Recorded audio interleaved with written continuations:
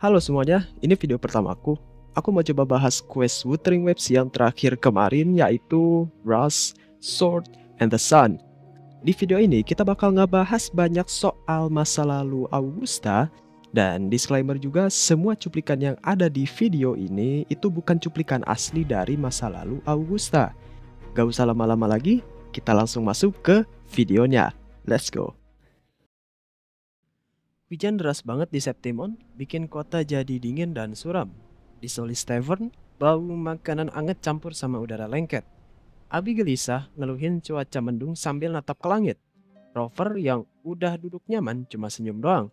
Akhirnya Abi nyerah sama dinginnya, ikutan gabung di hadapan Rover sambil meluk diri sendiri karena menggigil. Rover nenangin dia, bilang kalau makan yang anget-anget pasti bikin enakan. Omongan itu kayak sihir, tiba-tiba pelayan datang bawa hidangan yang mewah banget. Mata Abi langsung berbinar-binar, dia teriak penuh kagum, bilang ini sih makanan sultan. Perutnya yang lapar ini ingat lagi sama perjalanan jauh dari Raguna. Ya lalu natap Roper cemas, nanya apa mereka bawa uang yang cukup.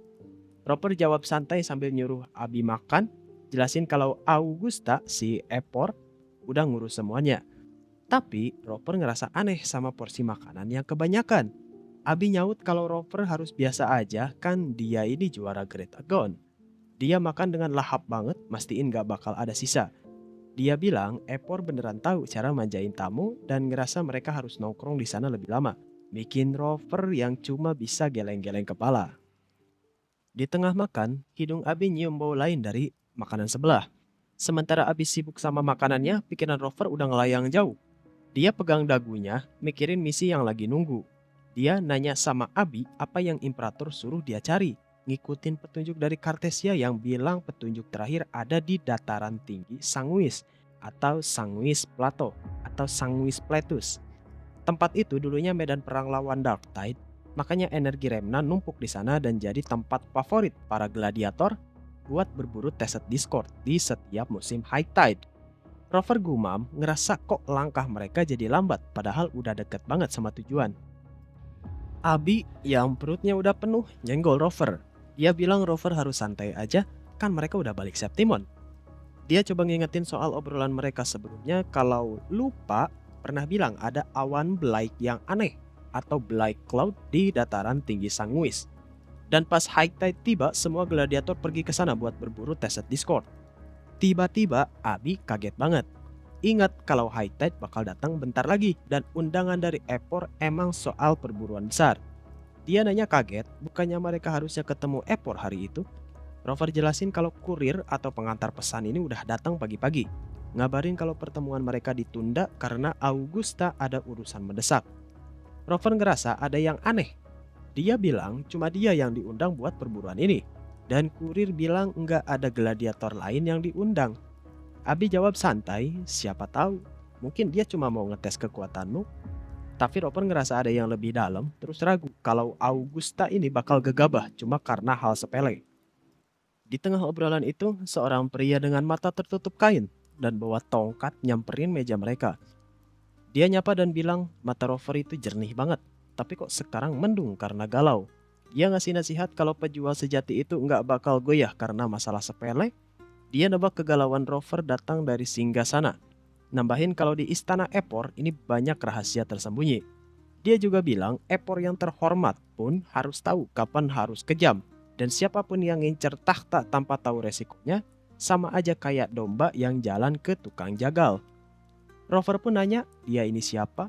Pria itu ngenalin diri sebagai Nestor, seorang penyair kelana, dan dia juga tahu kalau Rover ini itu juara Great Agon. Abi heran banget, gimana dia bisa tahu kalau Rover ini juara dan soal Epor juga. Nestor jelasin dia lagi nyari inspirasi buat karya epik baru tentang Augusta dan punya firasat kalau kisah Rover sama Augusta ini bakal segera tertulis. Penasaran, Rover minta Nestor buat cerita soal Augusta. Nestor pun mulai ceritanya. Augusta itu cuma gadis biasa dari keluarga biasa. Resonator yang bakatnya ini pas-pasan, rakyat jelata tanpa dukungan bangsawan. Tapi dari kota Septimon dia bangkit dan akhirnya dapat posisinya, posisi yang sekarang. Nestor nyamain Augusta sama matahari yang membara yang dulunya cuma awan debu. Dengan senyum yang ramah yang tulus, dia nyambut Rover. Suaranya terdengar enak didengar sambil mengajak tamu spesialnya yang dari jauh menyelami lebih dalam lagi kisah Augusta yang nyaris terlupakan. Nestor bilang kalau cuma diceritain kisah itu pasti agak kerasa bosenin. Rover penasaran. Dia nanya gimana caranya ceritanya ini bisa jadi lebih seru. Nestor ngejelasin kalau caranya adalah dengan menjadikan Rover sebagai tokoh utama. Dengan begitu Rover bisa lebih ngerasain semua suara dan gambaran yang belum pernah dia dengar dan lihat. Rover ngangguk, isyarat buat Nestor ngelanjutin. Suara Nestor tiba-tiba jadi lebih serius. Dia ngasih tahu Rover kalau sekarang dia adalah Augusta. Maksudnya Rover, dia yang akan menjalani lagi masa lalu Augusta, menghadapi semua pilihan yang udah gadis itu buat. Jadi lupain dulu nama kamu, kata Nestor. Rover ngerasa kayak lagi diajak main. Dia nanya apakah mereka sedang bermain peran atau role play. Tentu aja, Nestor ngejelasin kalau cerita Augusta udah selesai ditulis. Jadi pilihan apapun yang Rover bikin nggak bakal ngerubah hasilnya. Namun, dia juga ngasih peringatan biar hati-hati karena takdir itu nggak terduga dan salah langkah bisa bikin semuanya berantakan. Rover bisik-bisik ke dirinya sendiri, keputusan-keputusan masa lalu Augusta kayaknya nggak selalu yang terbaik. Nah, sekarang kita mulai ceritanya. Dia nyuruh Rover buat singkirin semua pikiran ribet dan biarin dia menyanyikan kisah epik tentang seorang gadis muda, Augusta. Rover narik napas dalam-dalam, menutup matanya, siap buat terjun ke dalam cerita yang akan datang. Tiba-tiba, mata Rover kayak buram. Pas pandangannya jelas lagi, dia cuma ngeliat puing-puing. Augusta berdiri di tengah reruntuhan, megang pedang yang kelihatan gede banget buat tangannya. Di sekelilingnya ada sekelompok gladiator Septimontian, badan mereka gede-gede, muka serius banget, kayak lagi jaga-jaga. Salah satu dari mereka maju. Dengan nada lembut, dia coba nenangin si gadis kecil, nanya apa dia sendirian. Dengan meyakinkan pria itu bilang kalau mereka tahu apa yang Dark Tide udah lakuin ke rumah Augusta dan mereka ada di sana buat nolong. Augusta cuma bisa merhatiin cowok itu malu-malu, ngerasa kecil dan ringkih di tengah kekacauan. Si cowok sadar keadaan dia bilang Augusta pasti lapar dan ngasih sebungkus makanan, tapi Augusta nolak. Dia cuma bisa geleng-geleng kepala, tangannya masih gemeteran megang gagang pedang. Gladiator itu geleng kepalanya juga, dengan nada serius dia ngejelasin kalau mereka bisa membawa Augusta ke kota Septimon, karena di sana nggak aman. Dia berkata bahwa melamun di reruntuhan tidak akan mengubah apapun. Pria itu berhenti sejenak, menatap kehampaan di sekeliling mereka. Dia nambahin kalau walaupun Augusta membangun kembali tembok itu 1000 kali, mereka tidak akan pernah bisa menahan Dark Tide. Dia mendorong Augusta untuk membawa pedangnya dan ikut dengan mereka. Kata-katanya nyakitin banget, tapi Augusta tahu kalau itu benar. Dia nunduk ngeliat pedang di tangannya, terus pelan-pelan dia lepasin. Pedang itu jatuh ke tanah, bunyinya nyaring seolah dia nyerah. Para gladiator ngangguk terus tepuk pundak Augusta. Augusta ikut mereka, nggak ada pilihan lain. Augusta akhirnya milih buat ninggalin desanya. Kata-kata para gladiator bilang jujur aja, dia nggak cukup kuat buat ngelindungin rumahnya. Selama perjalanan ke kota, Augusta ngajak ngobrol mereka. Mereka ramah, cerita-cerita tentang kota mereka dan gimana rasanya jadi gladiator. Ngikutin para gladiator, Augusta tiba di kota Septimon naik kapal. Dia dadah-dadah pas sampai di alun-alun utama yang sekarang ramai banget sama warga. Augusta melongo, beneran takjub sama arsitektur kota yang keren banget dan kehidupannya yang jauh beda dari desanya. Sebuah poster gede banget buat Agon Gladiator nempel di papan kayu. Langsung narik perhatian Augusta. Udara di sekitarnya penuh sama obrolan seru tentang pertandingan yang bakal datang. Augusta nyamperin ke kerumunan itu, pengen dengar lebih banyak. Dia ngedengar seorang warga dengan mata penuh semangat ngejelasin kalau di Septimon kekuatan itu nomor 1 dan cuma pemenangnya yang bisa berkuasa. Warga lain nambahin makan atau dimakan. Itulah cara kerja kota ini. Buat yang bisa bertahan, yang lemah harus nemuin cara buat dapat mahkota dengan giginya sendiri. Obrolan itu terus-terusan keputar di kepala Augusta. Dia sadar gladiator itu simbol kekuatan di Septimon. Kalau dia bisa menguasai arena, mungkin dia bisa nemuin kekuatan yang dia cari. Kekuatan yang gak dia punya pas Dark Tide nyerang desanya. Dengan tekad baru yang membara, Augusta ngerobek poster itu dan pergi dari kerumunan. Pas dia jalan, dia dengar obrolan lain yang nyebutin 3 kata. Identitas, status, dan bakat. Seorang Septimontian yang sombong ngeledek orang biasa yang nganggep Agon cuma tontonan ngebosenin. Mengatakan kalau mereka ingin melihat kemegahan sejati, seorang pejuang yang bisa membuat mawar mekar dari darah. Suara dingin lain kedengeran, lagi taruhan berapa banyak tikus kurus kering yang bakal coba Agon di tahun ini. Dengar itu, Augusta agak khawatir sama status dan bakatnya. Dia cuma gadis desa tanpa nama, tapi tekadnya udah bulat. Augusta beneran pengen masuk ke arena. Aturannya, dia harus punya mentor, seseorang buat jagain dia biar nggak mati di hari pertama dan mungkin ngajarin dia buat bertahan sampai akhir. Setelah nyari-nyari, Augusta akhirnya ketemu sama Kato, mantan bintang gladiator yang udah pensiun, tapi dia cuma mau ngajar sedikit murid. Kato natap Augusta tajam banget. Dia bertanya apa Augusta pengen ikut Agon dan menyuruhnya cerita sedikit tentang dirinya. Mengingat obrolan di alun-alun, Augusta tahu orang-orang di kota ini menghargai hal itu. Tapi dia tidak punya apa-apa. Dengan berani Augusta milih buat jujur aja. Kato cuma, "Hah?" gitu aja. Lalu bilang Augusta punya sedikit keberanian, tapi itu nggak bakal cukup di sini. Dia menyuruh Augusta pulang karena orang kaya dia selalu datang dengan mimpi-mimpi muluk. Cuma buat ngeliat mimpi itu hancur. Augusta coba buat berdebat tapi Kato menatapnya sinis, mempertanyakan apa gadis itu pikir keras kepalanya akan mengubah pikirannya. Dia menyebutnya menyedihkan. Augusta nggak ngebiarin kata-kata Kato ini mengintimidasi. Dia natap matanya Kato lurus-lurus, nggak berkedip. Ada sesuatu yang berubah di muka Kato. Akhirnya dia setuju menantang Augusta buat duel. Satu serangan yang berhasil mendarat akan membuatnya menang. Tanpa ragu Augusta nerima tantangan itu. Pedang-pedang beradu dengan bunyian yang nyaring. Kato gerak dengan enteng kayak udah biasa. Augusta langsung kalah. Setelah kalah cepat, Kato nanya apa Augusta sadar seberapa lemahnya dia. Dengan napasnya yang ngos-ngosan, Augusta ngejelasin kalau itu alasan dia pengen jadi gladiator. Kato nyibir dan mempertanyakan apakah Augusta tahu siapa yang dia lawan dan apakah dia bisa mengalahkan dia. Dengan yakin Augusta ngejawab kalau dia bakal nantang Kato lagi besok. Keesokan harinya, Augusta balik lagi. Kato nyambut dengan ledekan yang sama. Augusta nggak ngejawab, cuma langsung nyerang, sama kayak kemarin. Dia bukan tandingan Kato dan kalah lagi. Cepet banget.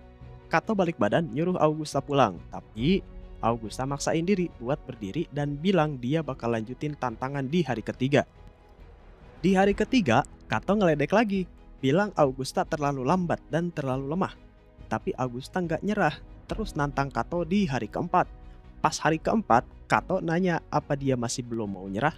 Menyarankan untuk menjual pedangnya biar bisa dapat makanan, Augusta ngejawab singkat kalau dia bakal ngelanjutin tantangan di hari kelima. Di hari kelima, Augusta diri lagi di depan Kato, nyeret badannya yang capek banget. Dia tahu dia udah di batasnya. "Aku masih bisa berantem," bisik Augusta ke dirinya sendiri.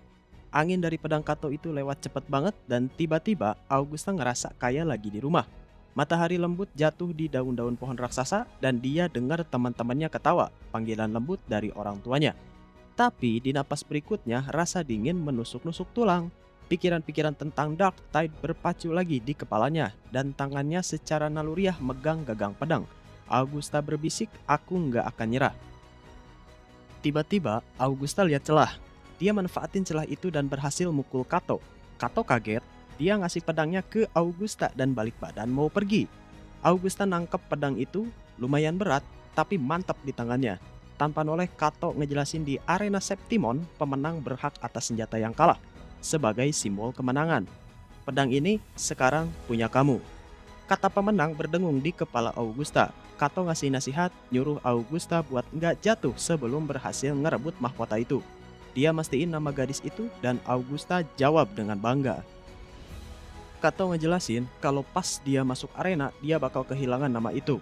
Penonton bisa aja ngasih dia nomor, simbol, atau bahkan nama binatang buas. Dan cuma yang terakhir berdiri yang punya hak buat dapetin lagi nama aslinya. Augusta lihat pedang di tangannya dan bilang dia udah siap.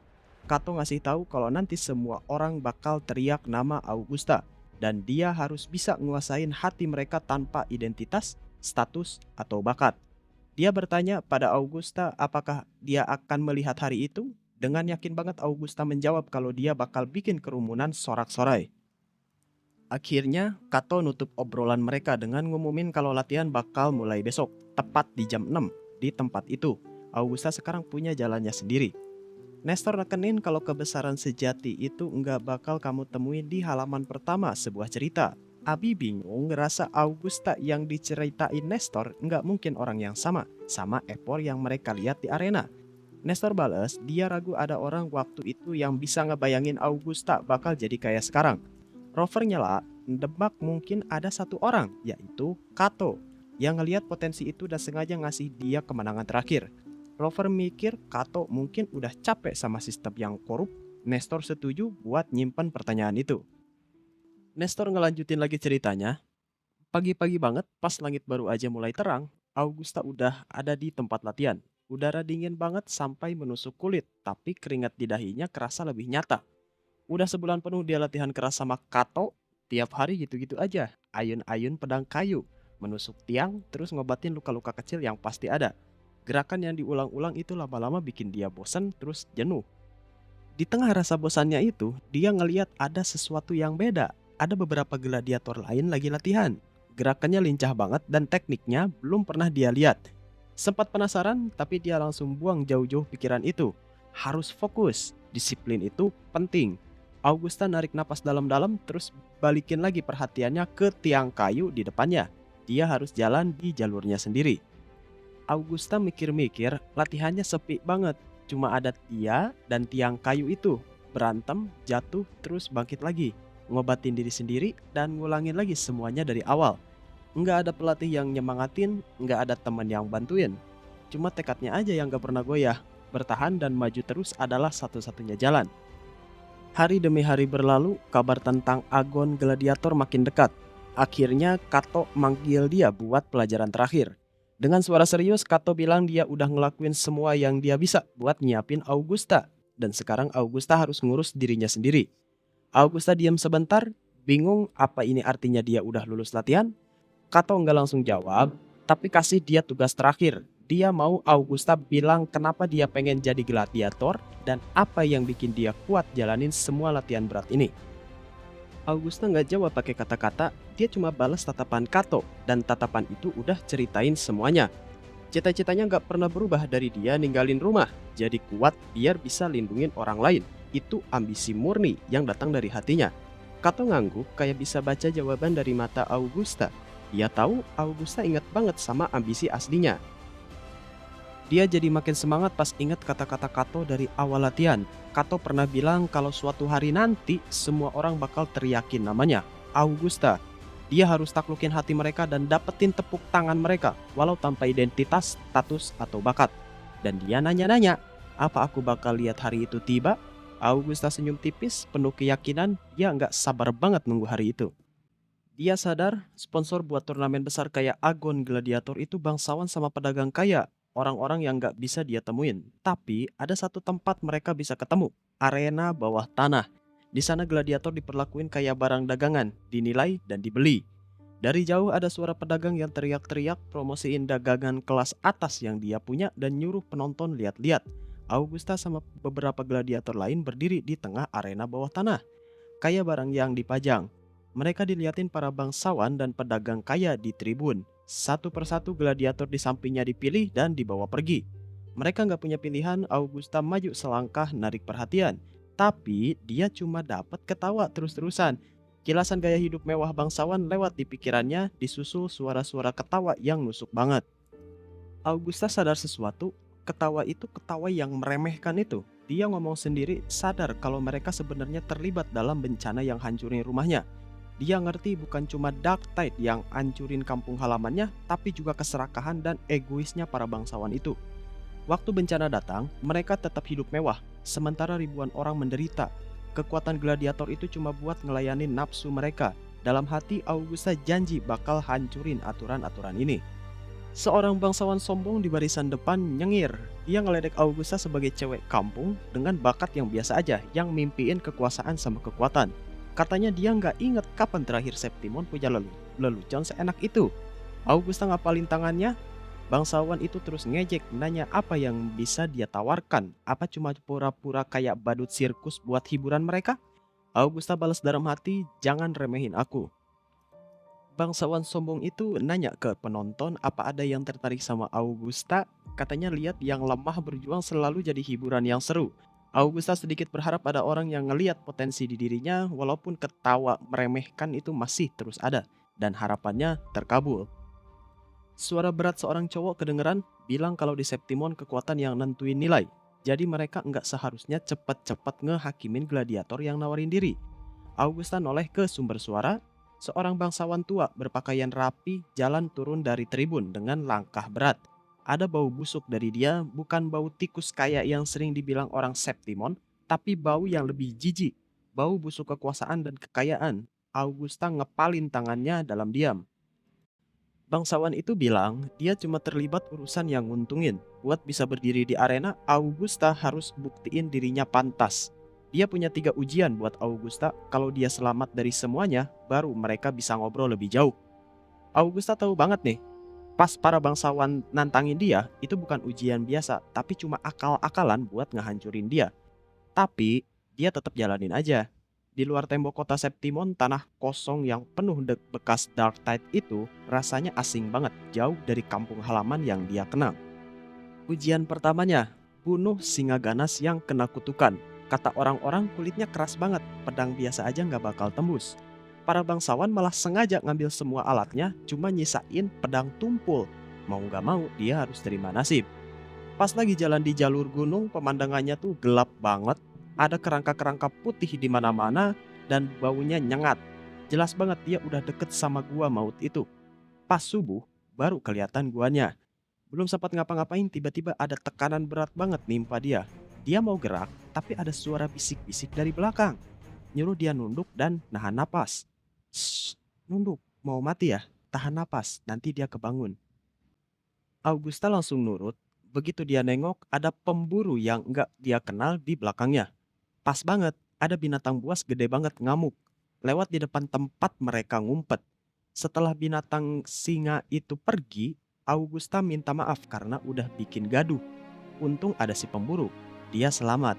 Pemburu itu ngelihat baju gladiatornya dan nyinyir. Dari bajunya sih, kamu gladiator Septimon ya? Hah, aku juga dulu gitu. Kalah di pertandingan, dibuang sama para bangsawan, dan akhirnya jadi gini. Kita ini cuma mainan mereka, tahu gak sih? Augusta jadi kasihan dengerin ceritanya. Semua kemampuan bertarung yang udah mereka latih cuma jadi alat buat bertahan hidup sekarang. Dia tahu Septimon udah ngebiarin kekuatan mereka sia-sia. Tapi, dia juga tahu apa yang dia lakuin. Meski omongan pemburu itu kasar, dia malah ngasih tahu semua info yang dia punya tentang binatang singa itu. Setelah mereka pisah, Augusta nggak langsung nyerang. Selama beberapa hari dia ngamati mangsanya diam-diam. Setelah yakin, dia akhirnya masuk ke gua yang gelap itu. Jauh di dalam gua, langkahnya terhenti karena tiba-tiba ngerasa takut. Di antara cahaya obor yang redup, muncul sosok mengerikan. Singa itu. Api pun menari-nari di rambut emasnya dan cakarnya kayak sabit, nyakar-nyakar tanah. Pedangnya nggak bakal mempan, jadi dia cuma jaga jarak sambil ngacungin pedang tumpul itu. Benar aja, percuma sebelum singa itu nyerang, Augusta sigap banget menganalisis sekitarnya. Dia nebas sekuat tenaga ke stalaktit di atasnya. Stalaktit itu batu runcing yang ngegantung di langit-langit gua. Batu itu jatuh pas banget ke rahang singa yang lagi mangap. Walaupun gitu, binatang itu masih terus ngelawan. Augusta loncat, mendarat di lehernya dan berhasil ngehindarin serangannya. Nggak disangka, cakarnya sendiri malah nyangkut di lehernya. Augusta ngelihat celah ini, dia narik sekali lagi sampai binatang itu akhirnya kecekik sendiri karena panik. Ujian pertama kelar, Augusta nyeret badannya yang capek banget ke sungai. Air jernihnya langsung merah kena darah di tangannya. Burung-burung pada kabur, ikan-ikan ngilang. Melihat makhluk-makhluk itu panik, Augusta jadi mikir, ini pertama kalinya dia sadar kekuatannya bisa bikin orang ketakutan. Perasaannya masih campur aduk, tapi nggak ada waktu buat istirahat. Dia harus ketemu bangsawan itu lagi. Bunuh binatang gila itu bukan hal hebat. Kamu tahu kan, semua prajurit Septimon itu punya dua nyawa, kata bangsawan tua itu. Nyawa dari orang tua mereka dan nyawa dari pedang mereka. Pedang di tangan gladiator itu nyawa mereka di arena. Ujian kedua Augusta adalah ngumpulin 100 nyawa. Dia harus buktiin dirinya pantas bertarung di arena. Augusta nerima dengan tenang. Hari demi hari dia bertarung lawan gladiator Septimon, reputasinya makin naik, penonton juga makin banyak. Mereka nggak peduli siapa dia, mereka cuma pengen lihat kapan dia bakal jatuh. Dia udah biasa sama teriakan penonton yang bikin telinga sakit, nggak kerasa capek, dia taruh pedangnya di leher lawan. Dia nahan diri buat nggak bunuh satu persatu gladiator yang dia kalahin pada berlutut di depannya. Nyerahin pedang mereka, Augusta ngangkat pedang itu tinggi-tinggi. Lawan tangguh di Septimon makin dikit. Akhirnya dia nargetin Victor, juara langganan dari salah satu keluarga bangsawan. Pelayan bangsawan yang datang nemuin dia, sombong banget, bilang kalau kekuasaan dan kekayaan nggak bisa dikalahin sama kekuatan kasar. Ia nyoba nyogok Augusta dengan tawaran kerjaan dan uang. Tanpa mikir dua kali, Augusta nyobek kontrak itu, nolak sogokan itu. Pelayan itu ngomel, bilang Augusta bakal nyesel karena sombong. Dengan santai dia cuekin aja. Anak bangsawan itu langsung nutup mulut pelayannya dan nyobek kontraknya juga. Victor cuma bilang, udah ayo pergi, nggak ada gunanya ngobrol sama orang bodoh kayak dia. Ngomong-ngomong, makasih ya kalau kamu nggak buang-buang banyak waktuku di arena nanti. Hari duel tiba, Victor nerima tantangan Augusta. Taruhannya kehormatan bangsawan. Augusta ingat banget gimana sombongnya Victor beberapa hari lalu. Tapi di arena, bangsawan cuma bisa ngomong, nggak bisa main pedang. Victor ternyata nggak ngerti apa-apa soal ilmu pedang. Augusta gampang banget ngalahin anak bangsawan yang lemah itu. Dia ngangkat helm Victor pakai ujung pedangnya. Pas dia deketin kursi para bangsawan, mereka malah ngelempar sekantong koin buat ngehina dia. Lah, nyebelin. Augusta nggak ngerasa apa-apa. Aku menang katanya, dan aku berhasil tanpa buang-buang waktumu. Kamu lihat kan, kebohongan mewahmu itu hancur di depan kekuatan yang beneran. Dia lempar balik helm itu ke arah Victor. Kerumunan langsung heboh, teriak-teriak, dan para bangsawan nunduk malu. Nggak bisa nolak kemenangan Augusta. Balik ke penginapan, dia ngitung piala-pialanya. 99 pedang dari 99 lawan yang udah dia kalahin. Kurang satu nyawa lagi. Gladiator lain udah pada takut sama dia kecuali satu, yaitu Aridel, bintang baru dari arena bawah tanah. Beda sama Augusta, Aridel itu emang lahir dengan bakat kuat. Dia rajanya arena itu. Tapi buat Augusta, bakat itu udah nggak penting lagi. Di tengah teriakan nama Aridel yang nggak ada habisnya, Augusta datang ke arena. Bangsawan tua itu bahkan datang juga kali ini. Postur Aridel yang tinggi besar ngingetin dia sama binatang singa. Setelah beberapa kali saling serang, Augusta sadar ada yang nggak beres. Lantainya licin banget dan baju zirah Aridel berat. Dia tahu ini trik kotor para bangsawan. Dengan tenang dia ubah langkahnya, mancing Aridel ke jebakan yang harusnya buat dia. Langkah Aridel melambat, reaksinya juga lesu. Ini kesempatannya, pikir Augusta. Padangnya berhenti pas banget di leher gladiator terkuat di Septimon itu. Seluruh arena hening sesaat sebelum akhirnya meledak dengan teriakan yang haus darah. Teriakan itu menggema dari ribuan orang minta darah dan kehancuran. Augusta cuma natap Aridel yang udah pasrah, sementara suara-suara di sekitarnya mendesak dia buat nyelesain pertarungan. Tapi di hatinya dia tahu dia udah menang dan dia nggak butuh darah buat buktiin itu. Di depan mata semua orang yang ngawasin, Augusta cuma ngambil pedang Aridel terus nunduk ke penonton sebelum berbalik pergi. Dia ngerasain lega banget, teriakan yang tadinya penuh kebencian sekarang berubah jadi teriakan yang ngiringin langkahnya ke luar arena. Teriakan itu dia tinggalin barengan sama darah dan nafsu membunuh yang enggak dia penuhin. Besoknya dia nyampe di depan bangsawan tua itu dengan 100 nyawa yang udah dia kumpulin. Aridel itu cuma terbuat dari daging Septimontian. Di atas dia ada kekuatan yang jauh lebih besar, kata si bangsawan. Kekuatan yang gak bisa dikalahin sama apapun di Septimon. Ujian ketigamu adalah dapat restu dari Arsinosa. Lanjutnya, Augusta tahu dia emang gak pernah ada niat buat biarin dia lulus. Dia tahu Arsinosa gak pernah terkalahkan dan disebut puncak yang gak bisa dicapai manusia. dinding terakhir Septimon. Tapi tantangan yang mustahil inilah yang bikin dia makin haus kemenangan. Dia nerima ujian ketiga buat ngadepin penjaga Septimon, yaitu Arsinosa. Malam sebelum ujian terakhir, langkah Augusta berat, tapi dia tetap mantap balik ke tempat favoritnya, lapangan latihan. Di sana dia berdiri di depan tiang kayu yang udah usang, saksi bisu tiap ayunan pedangnya dan setiap tetes keringat yang jatuh demi jadi kuat. Tiba-tiba suara Kato bikin suasana malam jadi rame. Kato nanya, "Gimana? Jalannya nggak gampang kan?" Suaranya kalem tapi penuh pengalaman. "Coba deh kasih tahu aku apa yang kamu pelajarin dari semua ini." Augusta nurunin pedangnya dan lihat pantulan wajahnya di bilah besi. Jawabannya singkat dan jujur, lahir dari luka dan kemenangan yang udah nggak kehitung. Kekuatan itu bahaya juga ya.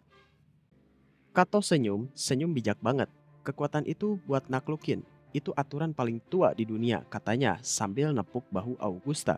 "Augusta, aku bakal di sana pas ujian terakhirmu. Aku akan teriak nama kamu biar semua orang dengar." Kata-kata itu bikin semangat Augusta membara lagi. Dia langsung natap Kato, "Aku nggak akan berhenti di sini." Pas balik ke kamarnya, Augusta natap tumpukan koleksi pedang di sana. Pedang-pedang itu bukan cuma piala, tapi juga simbol kekuatan dan penaklukan. Tapi dia juga bingung gimana nunjukin kekuatannya ke orang-orang. Dia ingat cerita kuno tentang seorang gladiator legendaris yang selalu nyatuin pedang musuhnya dengan pedangnya sendiri setelah menang. Akhirnya Augusta mutusin buat ngikutin cara itu. Dia pun berdiri di depan bengkel pandai besi, api dari tempaan pandai besi berterbangan, dan dari situ ide gila langsung muncul. Dengan kekuatan dan kehormatan yang susah payah didapetin, Augusta pakai fortenya buat nyatuin semua pedang jadi satu, pedang kemuliaan. Fortenya emang gak pernah kelihatan wah di antara resonator lain, tapi kekuatan yang kayaknya sepele ini ternyata cukup buat ngalahin api tempaan dan ayunan palu. Pedang ini benar-benar bukti perjalanannya dan kekuatannya. Hari ujian terakhir akhirnya tiba. Di tengah sorakan penonton, Augusta jalan ke tengah arena bawa pedang barunya. Trompet perunggu bunyi dari puncak 12 pilar batu dan semua mata langsung ngeliat dia.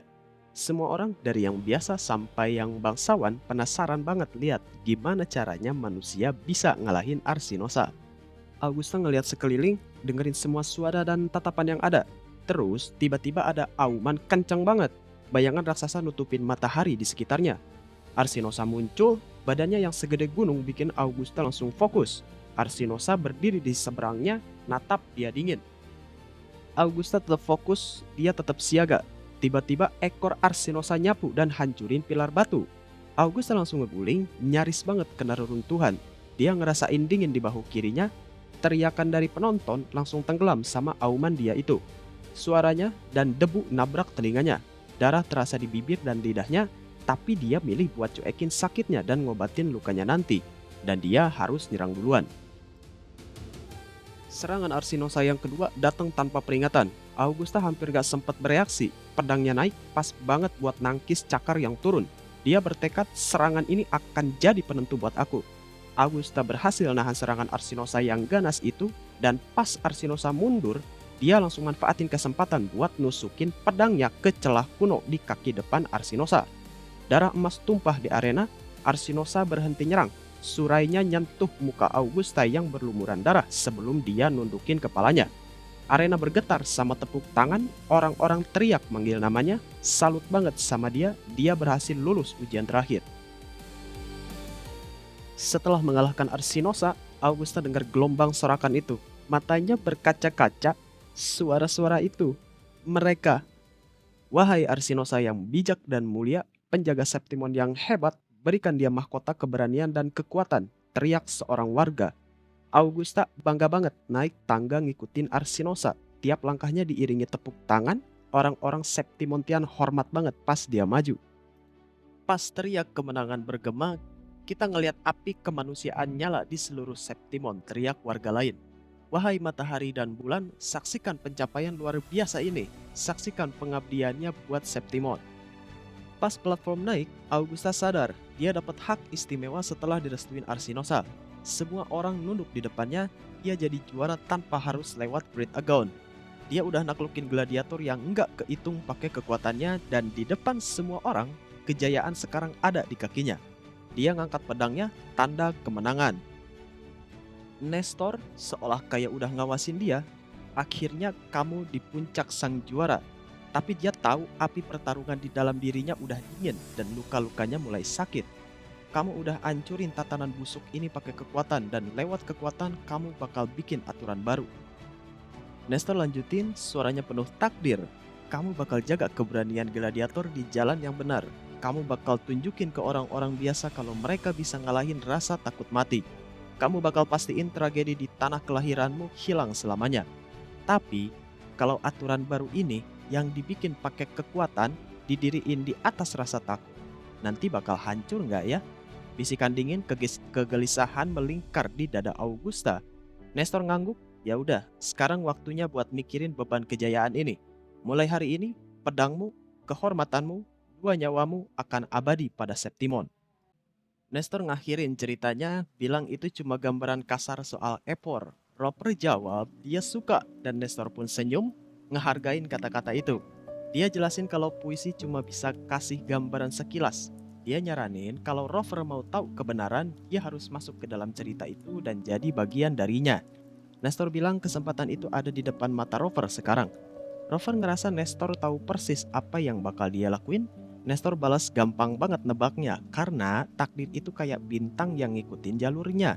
Dan tujuan Rover udah tertulis di setiap langkah yang dia ambil. Pas hujan mulai reda, Nestor mutusin buat pergi. Sebelum jalan, dia ngasih satu pertanyaan terakhir.